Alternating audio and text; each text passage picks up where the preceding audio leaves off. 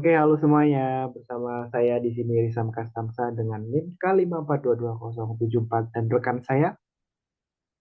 Aku Arif Fatila dengan NIM K542-2012. Kami dari mahasiswa pendidikan geografi akan membuat podcast atau materi tentang dinamika penduduk untuk beberapa waktu ke depan. Nah, di sini kita udah bersama teman kita bersama Arif. Jadi, aku mau tanya nih Rif, sama Arif, kira-kira apa sih alasan kita tuh ngangkat tema dinamika penduduk ini? Mungkin bisa dijelaskan kenapa kayak apa sih pentingnya tentang materi dinamika penduduk ini atau kemudian menariknya tuh di mana sih ilmunya? Kalau boleh tahu yang membuat kita milih dinamika penduduk gitu. Kita kan tinggal di Indonesia ya. Indonesia ini merupakan negara dengan yang banyak penduduknya. Mungkin menurut eh, di posisi lima, lima besar ya Ya, di dunia betul. yang merupakan negara dengan penduduk terbanyak gitu. Nah, dengan banyaknya penduduk di Indonesia, pastinya ada permasalahan-permasalahan mengenai kependudukan. Betul Nah, sekali. dengan mempelajari dinamika kependudukan, kita itu bisa membantu dalam perencanaan pembangunan, kebijakan sosial, ekonomi, dan lingkungan yang ada di Indonesia. Nah, menurutku itu sih yang pentingnya dinamika penduduk itu. Nah, menarik banget teman-teman. Udah jelaskan tadi sama Arif tentang pentingnya atau menariknya kenapa kita harus belajar tentang dinamika penduduk. Nah, di sini kebetulan belakangan ini aku baru-baru baca berita nih Rip, tentang program pemerintah tentang untuk penurunan angka stunting gitu. Angka stunting ini kan berkaitan dengan gizi dari anak atau kemudian harapan hidup anak itu sendiri. Nah, mungkin berita ini juga akan relevan gitu dengan materi kita ke depan bahwasanya kalau nggak salah nanti juga ada faktor-faktor tentang kelahiran atau kematian gitu yang akan pelajari tentang dinamika penduduk. Nah mungkin eh, yang pertama kita bahas kalau boleh tahu apa sih Rip, tentang dinamika penduduk itu sendiri?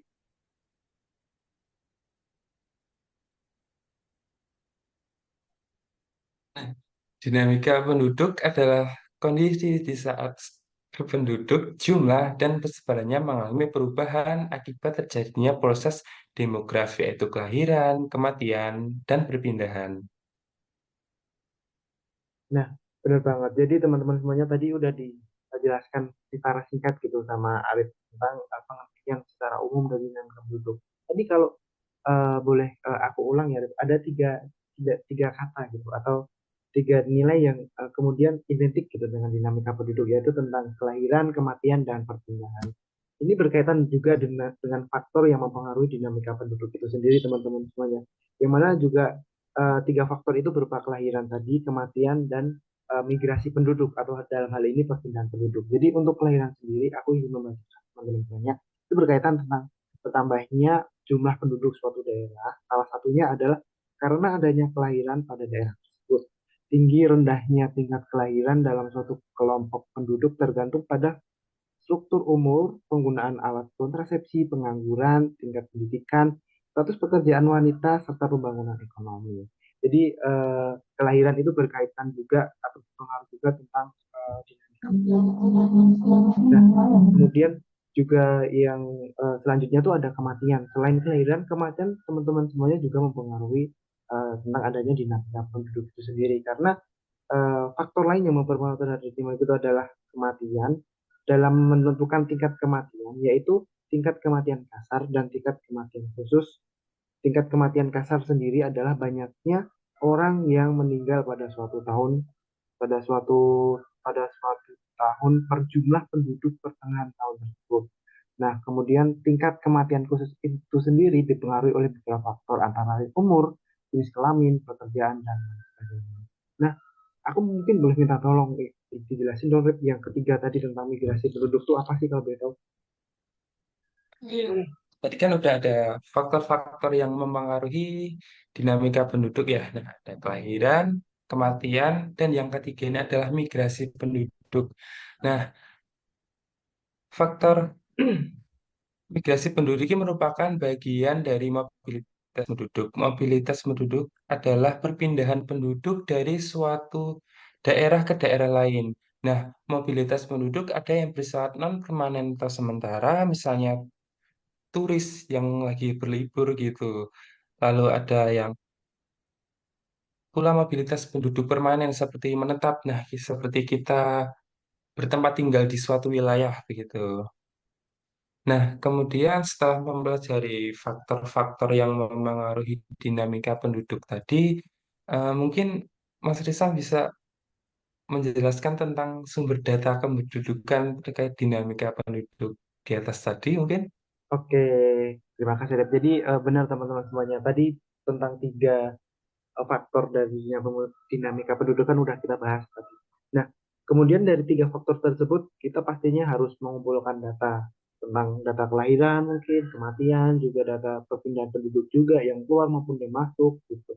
Nah, dari pengumpulan data tersebut tuh di sini kita mempelajarinya. Itu ada tiga sumber data yang bisa kita pelajari. Yang pertama itu kita mengenal adanya sensus penduduk. Nah, teman-teman semuanya kalau orang-orang dulu tuh biasanya sensus penduduk itu didatangi gitu rumah ke rumah gitu jadi ada petugas sensus yang mendatangi untuk menanyakan berapa nama anaknya kemudian yang udah meninggal berapa yang apa lahir tahun ini atau dalam kurun waktu 10 tahun itu berapa gitu nah sensus penduduk itu sendiri itu proses mengumpulkan menghimpun menyusun dan menetapkan data demografi serta ekonomi dan sosial yang menyangkut semua orang pada waktu tertentu sehingga data sensus yang dikumpulkan meliputi karakteristik demografi, ketenagakerjaan, dan sosial budaya. Jadi teman-teman semuanya selain tadi tentang kayak kelahiran, kematian, dan migrasi, di sensus penduduk ini juga mendata tentang ketenagakerjaan. Jadi barangkali nanti dalam satu rumah gitu di data gitu, yang kerja berapa, yang masih sekolah berapa, yang masih ditanggung berapa gitu gitu. Jadi fungsinya adanya sensus itu tuh seperti itu kurang lebih.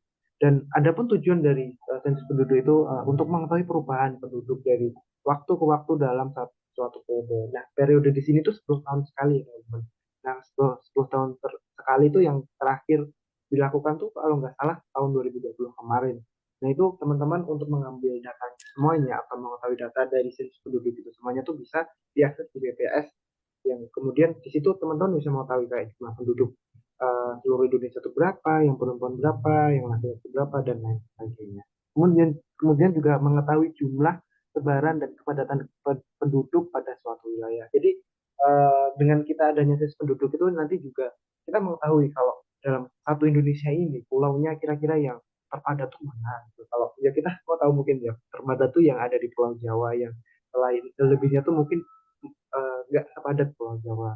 Kemudian juga tentang daerah-daerah yang padat atau daerah-daerah yang bisa dikembangkan dan sebagainya.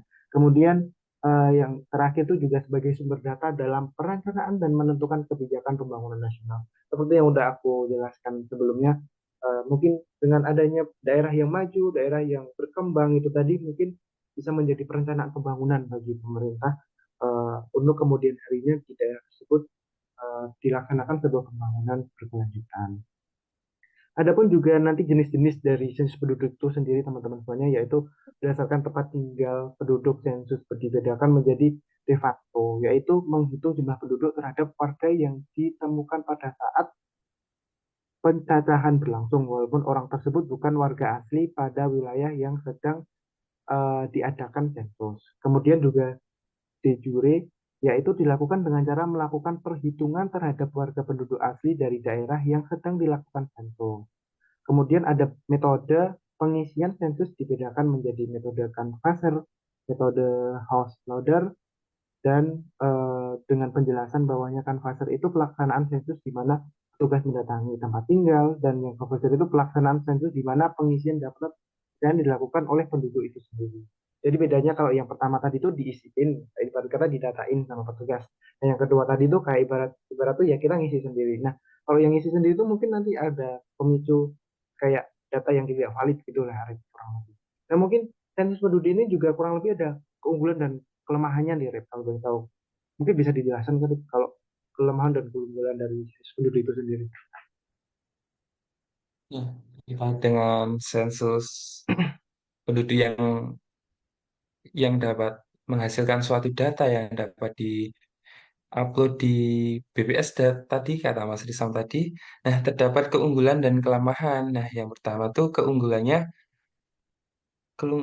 ada keunggulan pelaksanaan sensus de jure yang secara langsung tersebut jumlah penduduk yang tercatat adalah penduduk yang betul-betul memiliki bukti kependudukan secara sah dalam sistem pemerintahan. Yang kedua adalah pelaksanaan sensus tidak harus bersamaan waktunya dan serempak karena hanya penduduk yang yang memiliki bukti kependudukan yang disensus. Kemudian memungkinkan terjadinya pencatatan dua kali atau lebih pada penduduk yang sama dapat dihindari.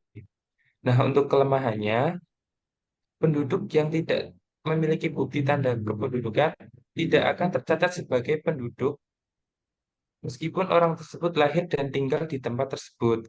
Kemudian, jumlah penduduk yang tidak tercatat tidak sesuai dengan jumlah penduduk yang sebenarnya. Kemudian, data hasil sensus apabila digunakan untuk kepentingan perencanaan yang berkaitan dengan layanan publik tidak akurat. Nah, kemudian ada keunggulan pelaksanaan sensus secara de facto. Yang pertama, jumlah penduduk yang tercatat adalah jumlah real di suatu tempat. Yang kedua, dilakukan secara serempak di setiap daerah sehingga data cepat terkumpul dan lebih cepat diolah. Yang ketiga, data yang diperoleh dapat digunakan untuk kepentingan perencanaan yang berkaitan dengan layanan publik. Nah, kemudian terdapat kelemahan pelaksanaan sensus de facto. Yang pertama, kemungkinan pencatatan dua kali atau lebih pada penduduk yang sama dapat terjadi. Untuk negara kepulauan yang luas, diperlukan petugas dan dana yang cukup besar karena harus dilakukan secara serempak.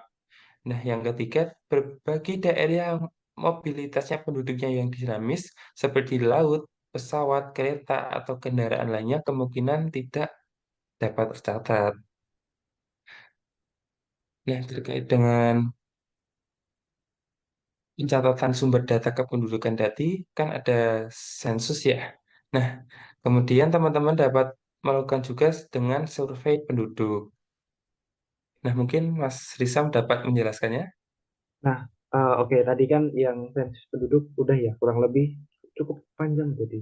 Tadi sensus penduduk itu juga karena yang mungkin kita tahu dari pencatatan data tuh yang sejauh ini yang paling awam kita dengar tuh juga sensus. Selebihnya mungkin kayak masih awam atau jarang kita dengar tentang pendataan gitu. Nah, kita lanjut yang kedua itu ada survei penduduk.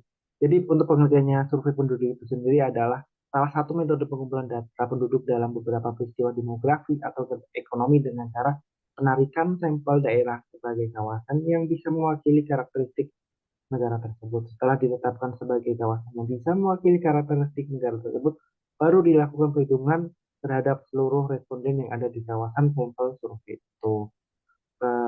Kemudian ada contoh survei yang bisa dilakukan oleh Badan PPS, Badan Pusat Statistik di Indonesia, yang diantaranya mungkin bisa disebutin Mas Arif, ada apa aja kalau contoh surveinya itu.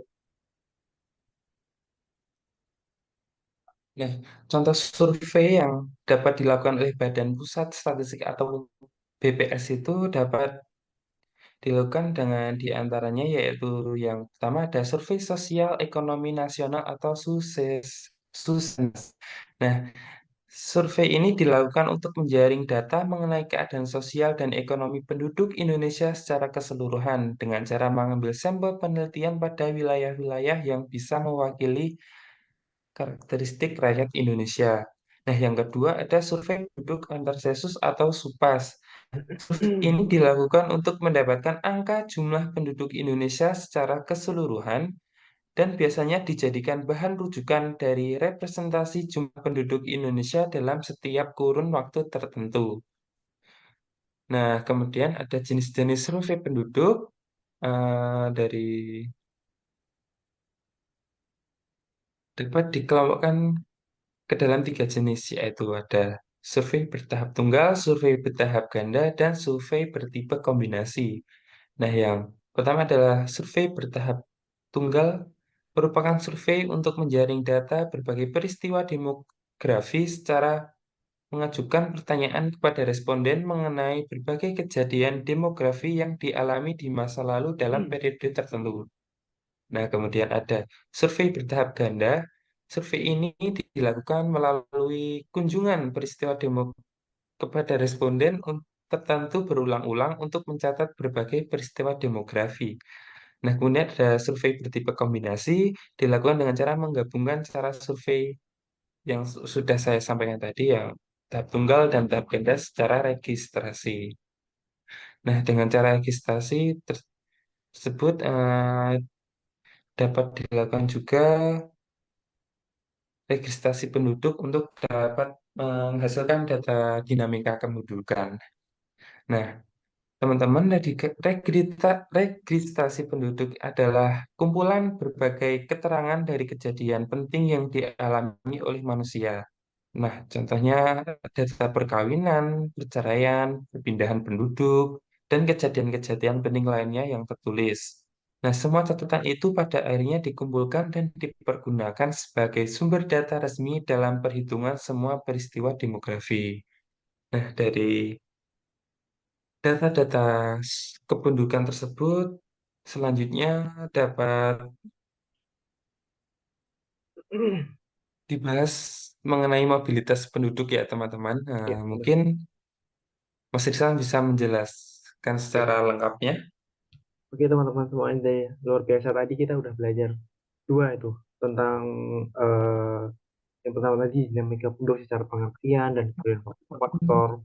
Kemudian juga kita tadi udah belajar tuh kayak sumber data kependudukan kayak eh, gimana sih ngumpulin data kependudukan yang perlu dikumpulin apa aja, caranya gimana. Tadi juga udah kita bahas melalui tiga, tiga, tiga sumber data ya, sensus penduduk, kemudian ada survei dan registrasi. Dan kemudian kita selanjutnya akan membahas seperti yang udah disampaikan Arif tadi tentang mobilitas penduduk yang secara pengertian sendiri, mobilitas penduduk itu merupakan perpindahan penduduk dari suatu wilayah geografis ke wilayah lain dalam jangka waktu tertentu. Dengan kata lain, mobilitas penduduk adalah gerak perpindahan penduduk dari suatu unit geografi wilayah ke dalam unit geografi lainnya. Mobilitas penduduk menjadi kajian yang penting karena dapat mencerminkan aktivitas masyarakat dalam suatu negara yang memiliki peranan dalam proses modernisasi. Mobilitas penduduk itu mungkin dulu waktu kita SMP atau SMA tuh sering dengan migrasi, kemudian juga kayak transmigrasi urbanisasi gitu tuh merupakan bentuk dari mobilitas penduduk itu sendiri.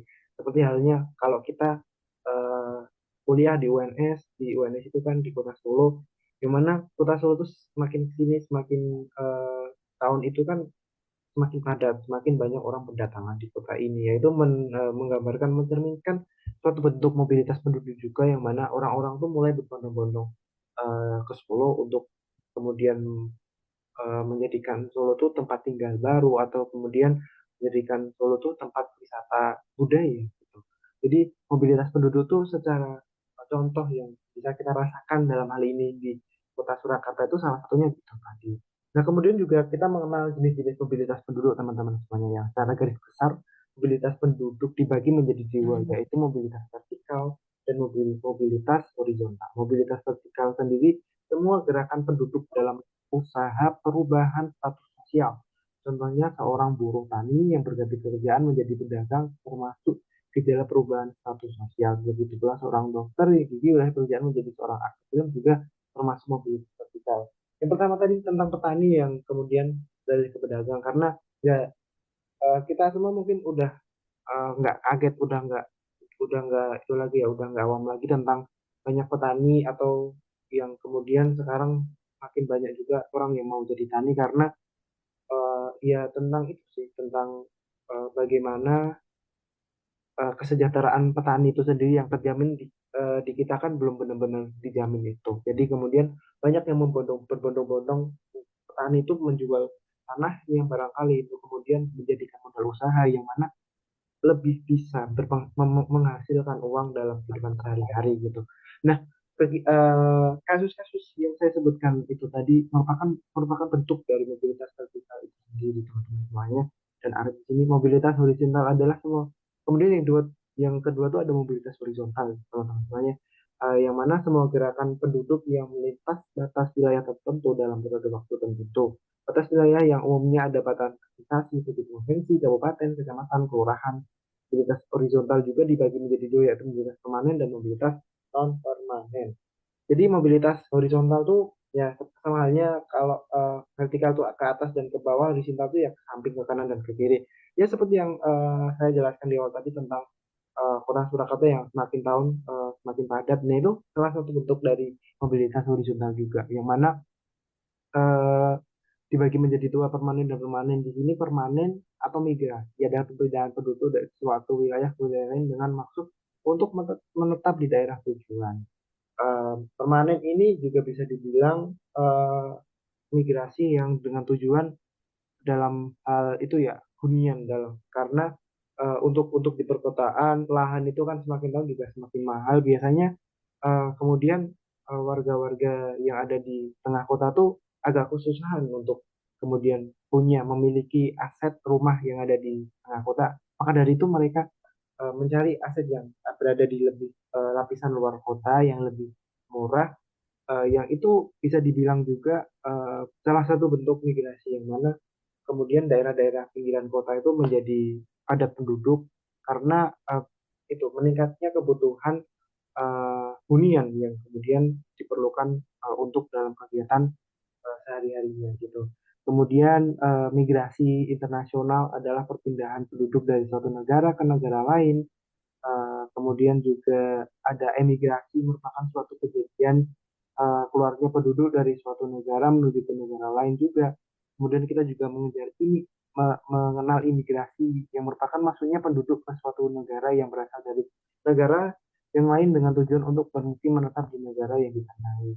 Penduduk yang melakukannya disebut imigran. Jadi ini biasanya yang dari itu teman-teman, yang dari luar negeri gitu. Kayak di Bali itu kan mungkin banyak ya kayak bule-bule gitu yang kemudian berbondong-bondong ke Bali, terus punya rumah di situ, beli tanah di situ. Nah, itu salah satu bentuk imigrasi atau bisa dibilang imigran yang dari luar negeri menetap di Indonesia gitu. Kemudian ada remigrasi atau bisa dalam kata lainnya repatriasi, yang merupakan perpindahan penduduk untuk kembali lagi ke tempat asal tanah airnya, terutama orang Indonesia di tahun bermukim Singapura pada tahun 2020. Jadi ini barangkali nanti teman-teman semuanya kita sukses dapat beasiswa di luar negeri gitu. Beasiswanya selama 10 tahun gitu. Jadi mengharuskan kita berada di luar negeri itu 10 tahun, dan kemudian kita dalam kurun waktu 10 tahun itu balik lagi ke tanah air kita atau di Indonesia. Nah itu bisa disebut dengan fenomena remigrasi. Nah itu tadi merupakan dari penjelasan mobilitas permanen gitu Arif. Mungkin selanjutnya tentang non permanen dari Arif bisa dilanjutkan. Nah, luar biasa Mas David yang menjelaskan yang mobilitas permanen dan sebelum-sebelumnya yang luar biasa. Nah, kemudian teman-teman, nah di sini aku akan menjelaskan tentang mobilitas non permanen. Nah, mobilitas non permanen merupakan gerakan penduduk dari suatu wilayah satu ke wilayah lain dengan tidak ada niat untuk menetap di daerah tertujuan. Nah, mobilitas permanen disebut juga dengan sirkulasi. Faktor-faktor yang menyebabkan terjadinya mobilitas penduduk sirkular atau sirkulasi adalah faktor sentrifugal dan sentripetal. Nah, yang pertama adalah faktor sentrifugal. Faktor ini merupakan kekuatan yang terdapat di suatu wilayah yang mendorong penduduk untuk meninggalkan daerahnya, seperti kurangnya kesempatan kerja di bidang pertanian, non-pertanian, lalu ada terbatasnya fasilitas pendidikan yang ada mendorong orang untuk pergi ke daerah yang tersedia fasilitas yang lebih lengkap. Nah, sentrifugal ini sebagai contohnya dapat dikatakan suatu penduduk yang ada di desa yang seperti dibilang Mas Islam tadi yang sudah tidak minat pada bidang pertanian atau lahan pertaniannya itu dibuat permukiman untuk anak-anaknya, mungkin dijual kepada orang lain untuk memenuhi kehidupannya. Nah, itu mendorong suatu penduduk itu berpindah ke kota untuk mendapatkan Ya, pekerjaan yang layak di bidang non-pertanian maupun yang lainnya. Lalu ada terbatasnya fasilitas pendidikan seperti ya di desa-desa itu yang kurangnya fasilitas pendidikan yang memadai seperti kualitasnya juga. Nah, dapat menjadikan suatu atau sejumlah penduduk itu ingin ke kota untuk menganyam pendidikan yang lebih layak gitu ya. Nah, kemudian setelah faktor sentrifugal, kemudian ada faktor sentripetal. Nah, faktor sentripetal ini adalah kebalikannya dari sentrifugal, ya, merupakan kekuatan yang mengikat penduduk untuk tetap tinggal di daerahnya.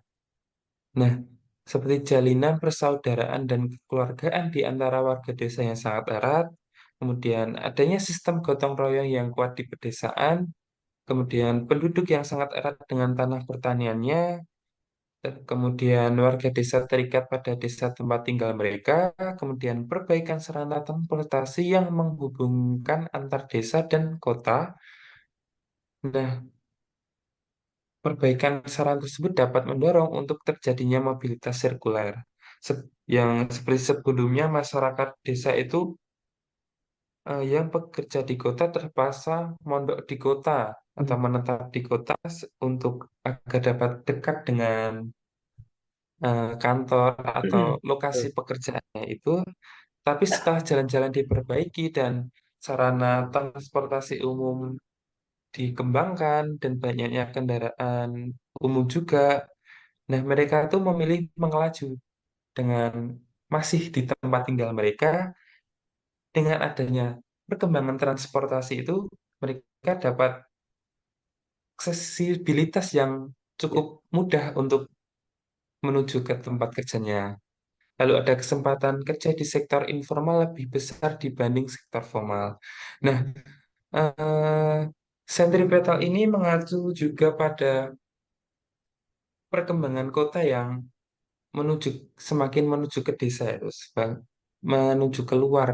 Nah, semakin berkembang di wilayah sekitarnya, itu juga me- menjadikan desa-desa di sekitarnya itu memiliki karakteristik yang kekotaan, sehingga warga desanya itu tidak tidak usah repot-repot ke kota iya. yang di dekat rumah itu sudah ada Hmm. pelayanan atau karakteristik fisik maupun sosialnya yang mirip perkotaan, sehingga penduduk itu akan menetap di daerahnya tersebut. Ya, betul Nah, banget teman-teman semuanya. kemudian aku mau tanya nih, Iya, boleh. Iya, gimana mau nih? tanya dulu nih. Eh, jadi tadi kan Mas Isam sempat bahas yang kuliah di Solo itu kan, Iya, betul, itu betul. termasuk apa sih tadi Mas? Itu bisa dibilang di sini kalau di non permanen itu yang itu sentripetal karena mungkin eh, teman-teman yang melaju ini ya nanti kasusnya nih ya. Iya, Karena ya itu tadi benar karena adanya keengganan atau mengikat penduduk untuk tetap tinggal di daerahnya karena tapi ada tuntutan harus mengenyam pendidikan di daerah yang lebih maju. Tapi dari penduduk itu sendiri nggak ada keinginan untuk pindah ke Solo dalam artian taruhlah di sini kasusnya Karanganyar gitu. Karanganyar sama kota Solo itu kan yang daerah berdekatan berbatasan. Karanganyar itu sendiri kan seperti yang dijelaskan sama Arif tadi ada potensi perkembangan menjadi Karanganyar itu nanti daerah yang semi kota juga, semi semi daerah yang perkembangannya pesat juga. Maka dari itu kebanyakan teman-teman kita yang di Karanganyar itu kemudian walaupun jauh tuh tetap dilaju untuk kuliah di Solo dalam artian karena ya mereka sadar dalam artian ya ke depannya beberapa waktu tahun ke depan mungkin nanti juga kayak daerah di situ bakal bakal maju juga bakal bakal ibarat kata nilai jual tanahnya atau kemudian aksesibilitas yang udah dijelaskan Arif tentang transportasi dan lain sebagainya itu nanti juga bakal bakal maju sendiri gitu. Nah, maka dari itu karena daerahnya sendiri itu bisa dibilang daerah yang berpotensi juga, maka dari itu teman-teman kita yang di Karanganyar pun juga kayak memilih untuk melaju nggak apa-apa. Jadi kecenderungan untuk kekuatan sentimental gitu nggak sih, Rep? ya bener banget Mas Isam. Ya benar banget. Nah itu tadi tentang mobilitas teman-teman. Menarik. Ada istilah baru yang kita dengar tentang sentrifugal dan sentimental. Yang mana sebenarnya istilah ini juga sudah kita temukan di keseharian. Dalam artian bahkan mungkin beberapa kita tuh juga melakukan apa ya, secara tidak sadar melakukan kegiatan sensitifal dan sentipugal gitu ya, Rep. Cuman eh, tapi kita nggak tahu kalau bahasanya mungkin sentimental sama sentipugal gitu. Jadi ya sedikit ada tambahan itulah, tambahan kosakata yang cukup menarik kalau nanti ditanya sama teman-teman atau kemudian di tongkrongan gitu kayak, aku itu anaknya sentimental gitu kan. Kenapa? Karena ngelaju gitu dari rumah buat kuliah. Gitu gak sih, Rep? Bukan. Iya, benar banget. Jadi teman-teman semuanya ya itu tadi tentang sedikit mobilitas kependudukan yang sudah dijelaskan dari pengertiannya, kemudian jenis-jenisnya. Tadi aku juga udah jelasin tentang vertikal, horizontal. Arif juga jelasin yang cukup menarik tentang sentimental dan sentimental gitu.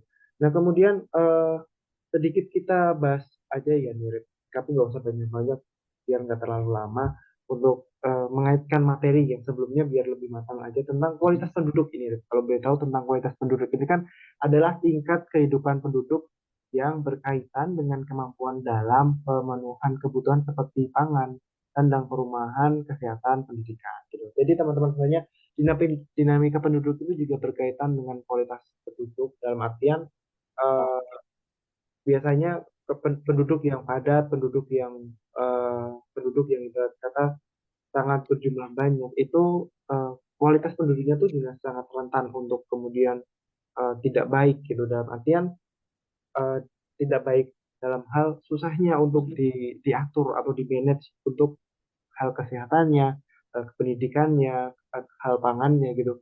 Jadi kualitas penduduk dalam dinamika kependudukannya itu juga hal yang sangat diperhatikan dalam materi kita. Dalam artian bahwasanya eh, kita punya harapan bahwasanya dengan kita mengetahui dinamika penduduk suatu daerah, kita juga punya apa ya, rancangan atau rencana untuk kemudian kita memikirkan gimana daerah tersebut juga memiliki kualitas penduduk yang baik dalam artian kesehatannya terjamin, pendidikannya juga terjamin pula, nggak ada anak-anak yang putus sekolah gitu. Kemudian terkait pangan, kebutuhan pokok dan lain sebagainya juga dijamin dengan baik gitu. Dalam artian eh, daerah yang baik, daerah yang besar itu juga diikuti dengan kualitas kependudukan juga yang baik gitu. Nah, kemudian yang kedua tuh kalau nggak salah ada indeks pembangunan manusia nih, Rep. Kalau boleh tahu dijelasin secara singkat aja deh untuk mengaitkan tentang materi kita hari ini dinamika penduduk indeks pembangunan manusia tuh apa sih kalau boleh tahu?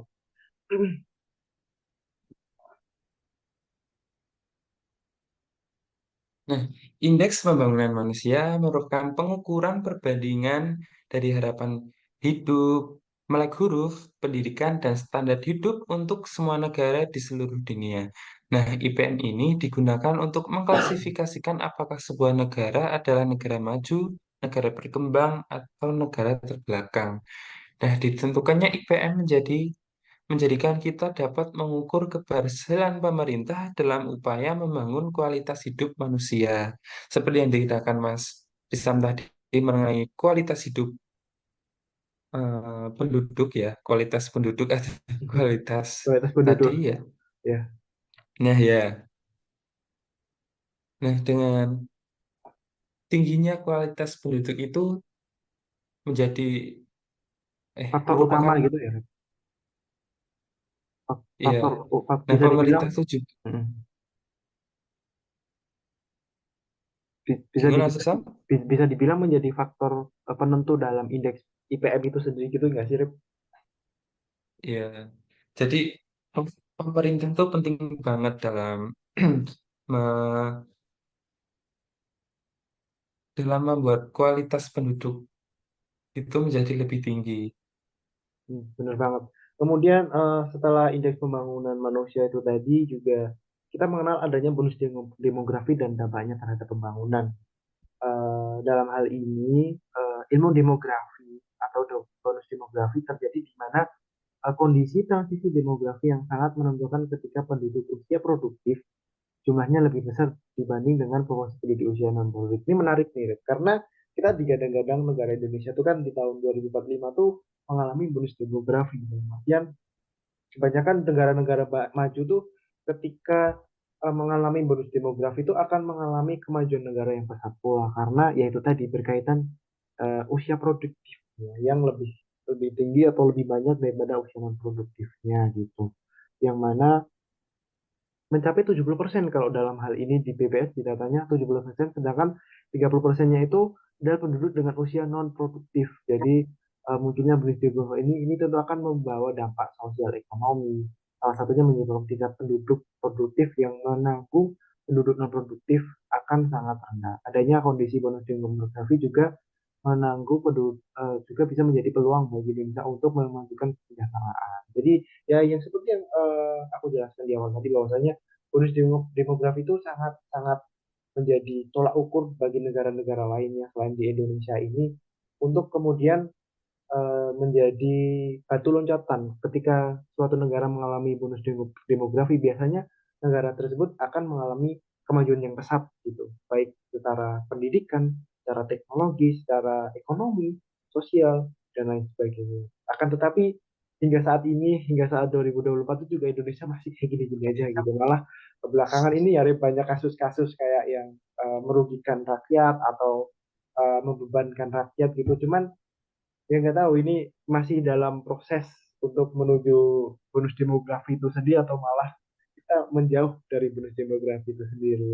Mungkin selanjutnya ada tentang permasalahan gitu, Raffi. Uh, Arif, mungkin bisa dijelaskan tentang permasalahan yang diakibatkan oleh dinamika penduduk itu apa sih, Arif? Kalau boleh tahu. Hmm.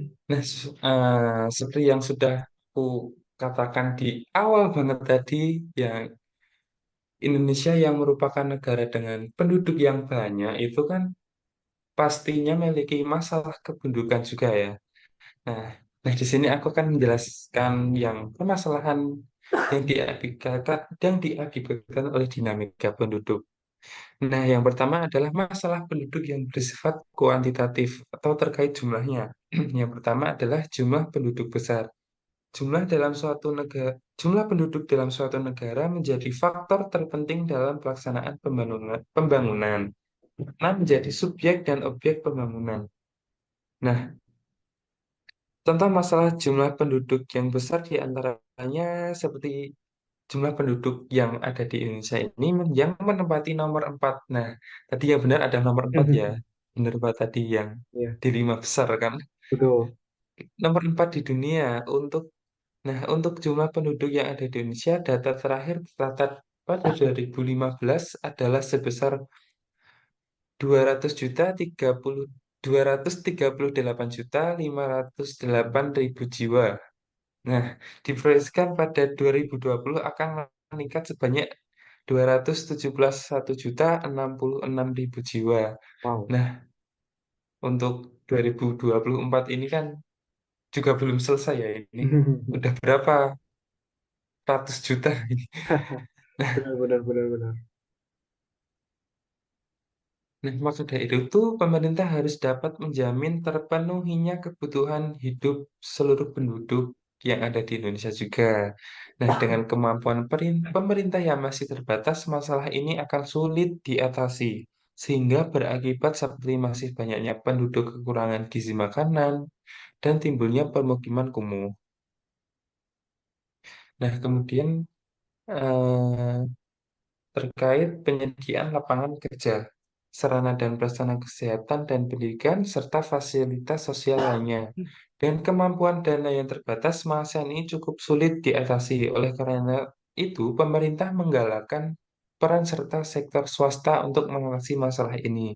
Nah, dengan banyaknya penduduk di Indonesia serta luasnya wilayah Indonesia juga ini terkait dengan seperti sekolah-sekolah, terus fasilitas kesehatan, fasilitas pelayanan, itu kan juga harus memenuhi dan harus dapat maksimal dalam melayani semua penduduk di wilayah Hmm, tersebut.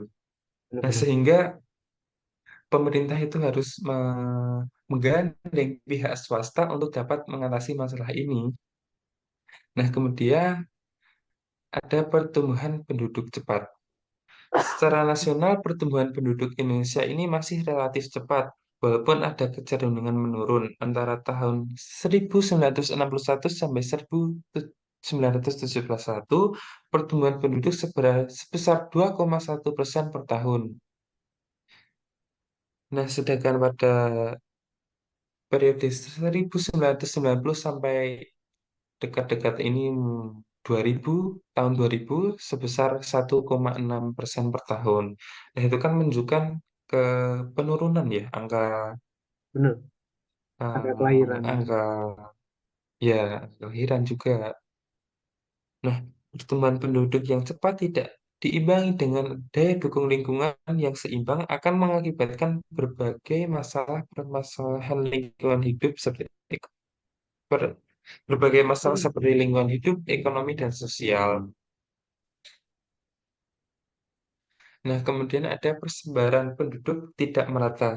Persebaran penduduk di Indonesia tidak merata baik persebaran antar pulau, provinsi, kabupaten, maupun antar perkotaan dan pedesaan. Nah, akibat tidak meratanya penduduk ini yaitu luas lahan pertanian di Jawa semakin sempit. Lahan bagi petani sebagian dijadikan permukiman dan industri. Sebaliknya, banyak lahan di luar Jawa belum dimanfaatkan secara optimal karena kurangnya sumber daya manusia. Sebagian besar di tanah di luar Jawa dibiarkan begitu saja tanpa ada kegiatan pertanian. Keadaan demikian tentunya sangat tidak menguntungkan dalam melaksanakan pembangunan wilayah dan bagi peningkatan pertahanan keamanan negara. Nah, eh, aku mau ngaitin ini dengan mobilitas penduduk tadi ya. Nah, Ya, mungkin sebagian besar penduduk itu enggan untuk keluar Jawa karena di Pulau Jawa itu sendiri merupakan ada pusat pusat dari negara ini sendiri yaitu Jakarta yang betul, kota-kota lainnya itu juga ikut berkembang gitu. betul, Nah, sehingga penduduk itu enggan meninggalkan Pulau Jawa gitu. Mungkin kalau dilihat saat ini itu rencana pemerintah itu seperti pembangunan IKN, Mas. iya, Ya kan, benar banget. pembangunan IKN itu ya mungkin dapat mendorong penduduk Mau yang berpindah sudah gitu ya. pada ya yang sudah pada di Jawa ini dapat berpindah ke Pulau Pulau Kalimantan. Kalimantan, benar banget. Ya, Ya kurang lebih kayak gitu sih.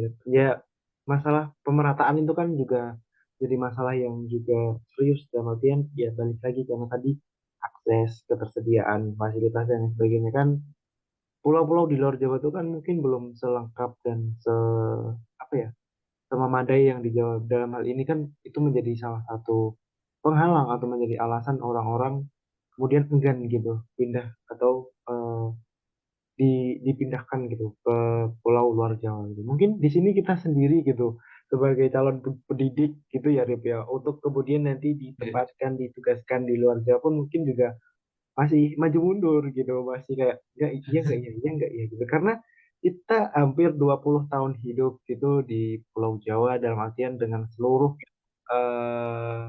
fasilitas kelengkapan yang ada dan kemudian kita ditempatkan di luar pulau yaitu akan bukan bukan kemudian menolak dan nggak mau tapi lebih ke penyesuaian dan sebuah tantangan yang baru gitu untuk diri kita sendiri gitu.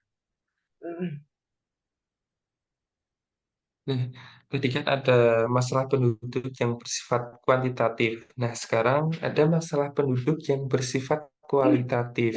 Yang pertama ada tingkat kesehatan. Nah, meskipun telah mengalami perbaikan, kualitas kesehatan penduduk Indonesia itu masih tergolong rendah. Nah, indikator untuk melihat kualitas kesehatan penduduk adalah dengan melihat angka kematian dan angka harapan hidup.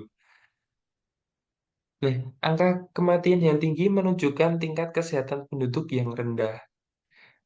Sedangkan angka harapan hidup yang tinggi menunjukkan tingkat kesehatan penduduk yang tinggi pula. Nah, kemudian ada tingkat pendidikan. tingkat pendidikan penduduk di negara-negara yang sedang berkembang relatif lebih rendah dibandingkan penduduk di negara-negara maju. Demikian juga dengan tingkat pendidikan penduduk di Indonesia, orang yang tingkat pendidikannya tinggi diharapkan punya produktivitas yang tinggi. Tingkat pendidikan diharapkan berbanding lurus dengan tingkat kesejahteraan. Nah, kemudian ada tingkat pendapatan. Indonesia ini tidak termasuk negara miskin, namun jumlah penduduk Indonesia yang hidup di bawah garis kemiskinan pada tahun 2020 menurut catatan BPS tersebut adalah meningkat. Kemakmuran berbanding lurus dengan kualitas sumber daya manusia. Semakin tinggi kualitas sumber daya manusia, semakin tinggi pula tingkat kemakmurannya.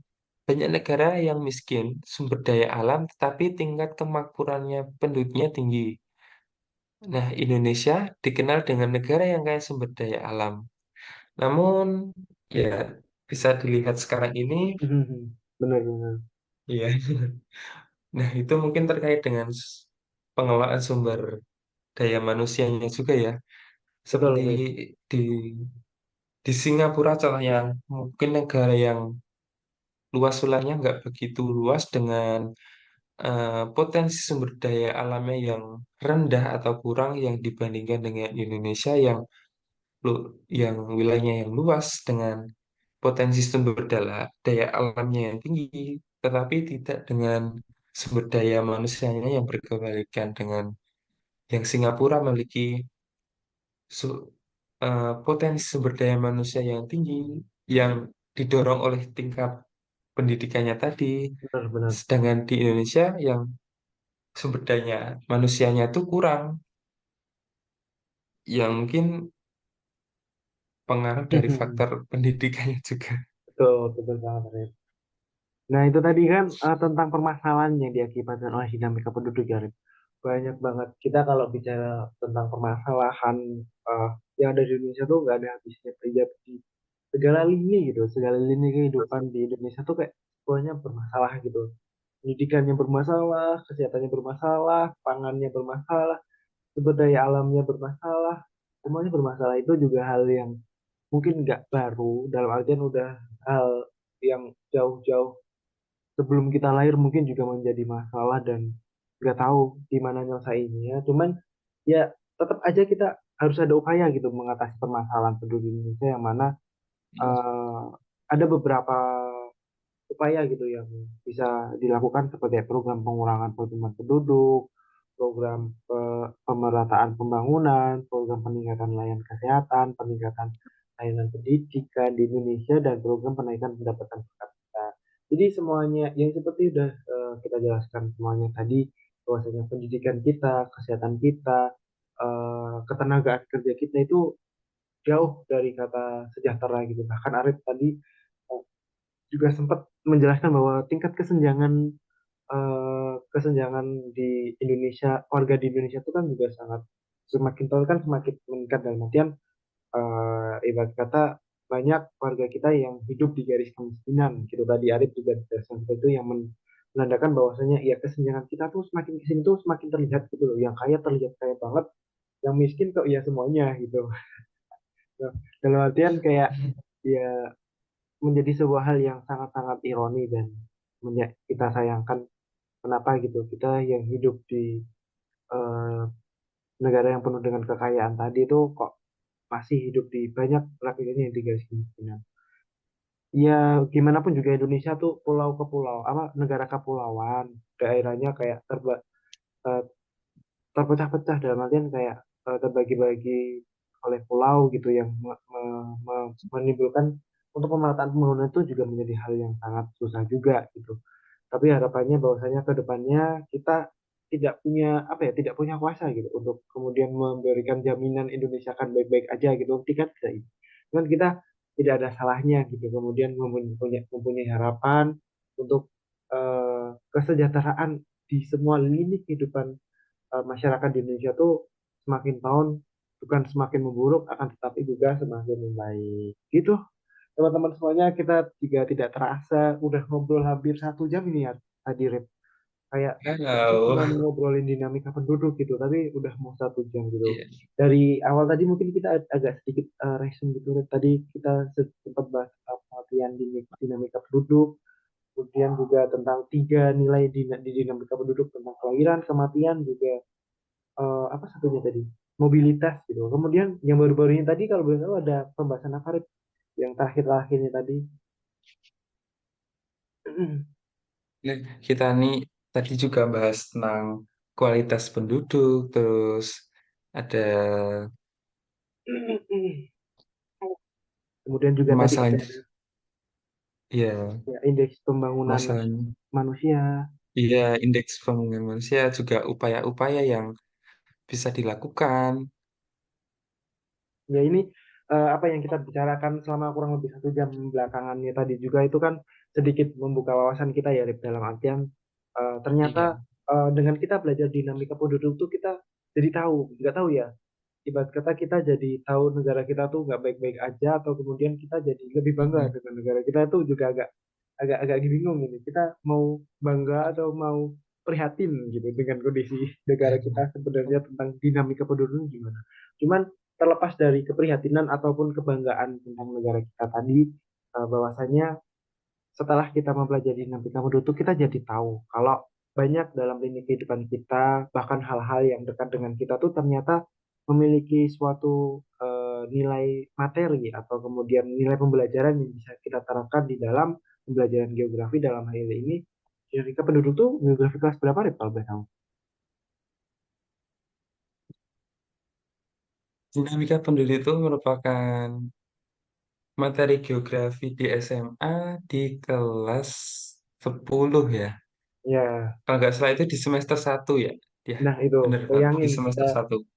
Kita adik-adik kita atau kita dulu mungkin ya, kalau masih ingat kelas 10 semester 1 tuh udah ditendang gitu, udah disuapin sama materi dinamika penduduk untuk bener-bener membuka mata kita bahwasanya kayak penduduk kita tuh banyak loh gitu. Ibarat kata kayak kelahiran kematian di negara kita tuh juga banyak loh, kalau umpama kayak kualitas penduduk kita tuh kayak gini loh gitu. Jadi kayak harapannya ketika kita telah mempelajari materi dinamika penduduk itu tuh kita juga mengerti gimana kondisi negara kita sendiri, atau mungkin nggak usah terlalu jauh ke negara, mungkin kondisi orang-orang yang ada di sekitar kita tentang kualitas hidupnya, kemudian juga tentang bagaimana kesejahteraan. Itu nggak sih, Rip? Ya, bener banget. Mungkin mengapa dinamika penduduk itu ditaruh di semester 1 kelas 10.